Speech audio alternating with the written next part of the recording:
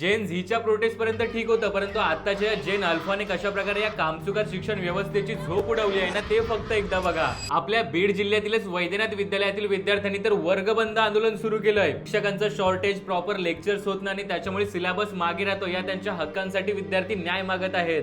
धाराशिवच्या सोनारी जिल्हा परिषद शाळेला सुद्धा विद्यार्थ्यांनी कुलूप लावलंय, कारण इथे गेल्या 4 वर्षापासून गणिताचे शिक्षकच नाहीयेत. सोनारी शाळेमध्ये गेल्या 4 वर्षापासून गणित विज्ञानला शिक्षक नाही. आम्ही कुठे शिकायचं? कुठे शाळेतल्या जेवणामध्ये किडे सापडतात म्हणून विद्यार्थी आंदोलन करत आहेत, तर कुठे प्रॉपर टॉयलेट्सच नाहीत म्हणून विद्यार्थी प्रशासनाला जाब विचारतायत. आणि बरं, हे फक्त आपल्या महाराष्ट्रापुरतच नाही, तर मध्य प्रदेश, उत्तर प्रदेश, राजस्थान आणि बाकीच्या राज्यांमध्ये सुद्धा विद्यार्थी आपल्या अगदी बेसिक हक्कांसाठी रस्त्यावर उतरले आहेत. त्यातही आहे ना, युपीच्या फतेपूर विद्यालयातलं हे आंदोलन तुम्ही पाहिलंच पाहिजे. इथे विद्यार्थ्यांना बसायला साधे बेंचेस नव्हते, प्यायला स्वच्छ पाणी नव्हतं, टॉयलेट्स नाहीयेत, इलेक्ट्रिसिटी सुद्धा नव्हती. मग काय, डिजिटल युगातील या विद्यार्थ्यांनी बाबासाहेब आंबेडकरांचा फोटो हातात घेतला आणि आंदोलनाला सुरुवात केली. आणि त्यांच्या या कडक आंदोलनापुढे प्रशासनाला सुद्धा गुडघे टेकावे लागले. फक्त 2 दिवसातच प्रशासनाने या शाळेमध्ये प्यायच्या पाण्यासाठी आरो, प्रत्येक वर्गामध्ये 2-2 पंखे आणि महिनाभरातच नवीन बेंचेस देण्याचे आदेश सुद्धा काढले आहेत. आणि बरं, काही ठिकाणी तर विद्यार्थ्यांच्या मागण्या पूर्ण करण्याचं सोडून त्यांचं आंदोलन दाबण्यासाठी अशा प्रकारे पोलिसांचा वापर सुद्धा केला जातोय. आता प्रश्न फक्त एवढाच आहे की 2026 मध्ये सुद्धा 14-15 वर्षाच्या शाळकरी मुलांना स्वतःच्या शिक्षणासारख्या अगदी बेसिक हक्कासाठी आंदोलन करावी लागत असतील, तर ही केवढी मोठी शर्मेची गोष्ट आहे. पण काही असो, प्रशासनाने जर स्वतःचं काम प्रामाणिकपणे केलं नाही तर आताची पोरं त्यांना सळो की पळो करून सोडतील, एवढं मात्र नक्की.